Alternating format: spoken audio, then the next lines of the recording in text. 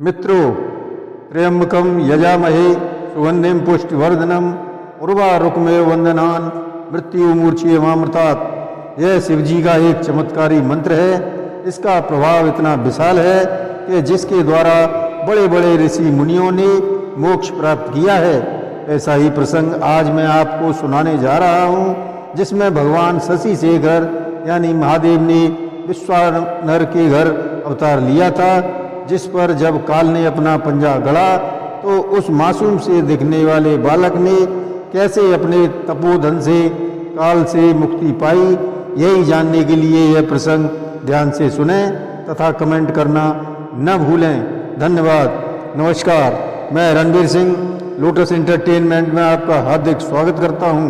मित्रों, एक पुरानी कथा है कि नर्मदा के तट पर एक नरमपुर नामक रमणीक नगर था। उसमें शिव भक्त विश्वानर मुनि रहते थे। वे संपूर्ण शास्त्रों के वेदता और शिव चरणों में श्रद्धालु तथा लोकाचार में चतुर थे। उनकी सुचेस्मती नामक ब्राह्मण कन्या से विवाह हो गया।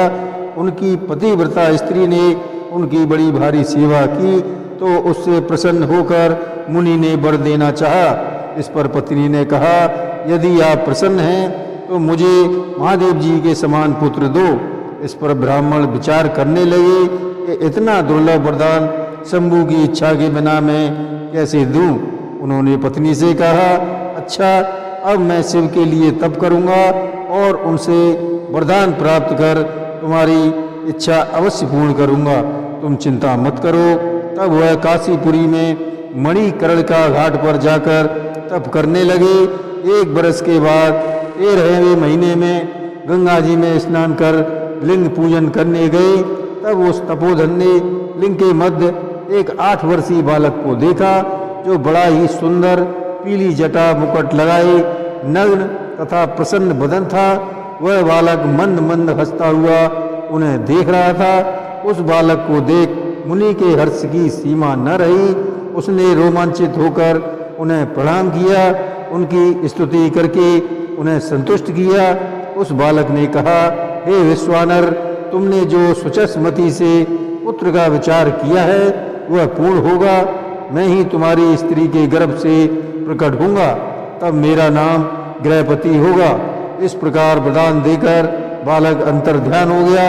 विश्वानर भी प्रसन्न हो शिव जी का स्मरण करता हुआ अपने घर को चला गया। विश्वानर ने यह सभी समाचार घर आकर पत्नी को सुनाया। समय आने पर उसकी पत्नी गर्भवती हुई। सुंदर लगन होने पर शुभ योग में चंद्रमा के समान सुंदर बालक उत्पन्न हुआ। मंगल ही मंगल दिखने लगे। अप्सराएं नृत्य करने लगी। अत्रि, पुलह, वशिष्ठ, भारद्वाज, अंगिरा, दक्ष, वाल्मीकि, व्यास, शिलाद, शंख, कात्यायन आदि ऋषि तथा मुनि कन्याएं विश्वानर के घर शांति पाठ करने आए। बड़ा भारी महोत्सव हुआ। फिर बालक का नाम गृहपति रखा गया। सभी ने उन शिव भक्त दंपति की प्रशंसा की। पिता ने समय समय पर उसका संस्कार किया, वेद वेदांग पढ़ाए। 9 वर्ष का बालक हो जाने पर नारद जी देखने आए और 12वें वर्ष में इस बालक को बिजली और अग्नि से भय है ऐसा कहकर चले गए। इस तरह नारद जी के वचनों को सुनकर विश्वानर को स्त्री सहित महान कष्ट हुआ। सुचेस्मती भी दुख से व्याकुल होकर हाहा करने लगी। पुत्र ने माता पिता दोनों से रोने का कारण पूछा।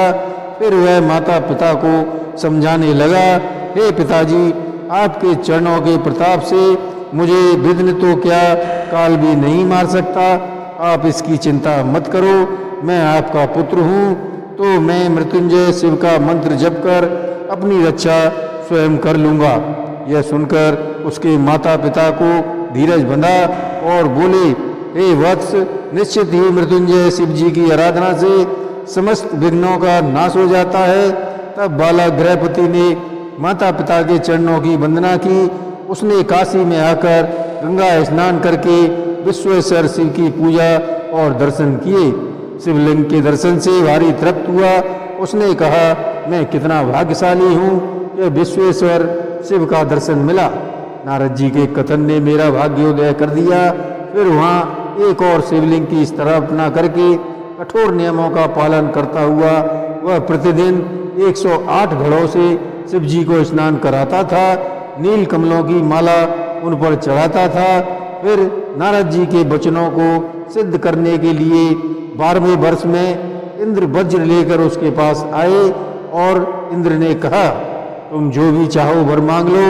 उस मुनि पुत्र ने मधुर वाणी में उनका कीर्तन करते हुए कहा, मुझे आपसे वरदान नहीं चाहिए, मुझे तो शिव जी वरदान देंगे। इंद्र ने कहा, मुझसे बढ़कर शंकर नहीं है, तू लड़कपन त्याग कर वरदान मांग ले। मैं सब देवताओं का स्वामी हूँ, अतः शीघ्र कोई वरदान मांग लो। इस पर बालक बोला कि मैं शिव जी को छोड़कर अन्य किसी से वरदान नहीं मांगूंगा। इस पर इंद्र ने वज्र से उसे डराया। बालक बिजली से व्याप्त वज्र को देखकर भय के कारण मूर्छित हो गया। तभी पार्वती सहित शंकर जी वहाँ प्रकट हो गए।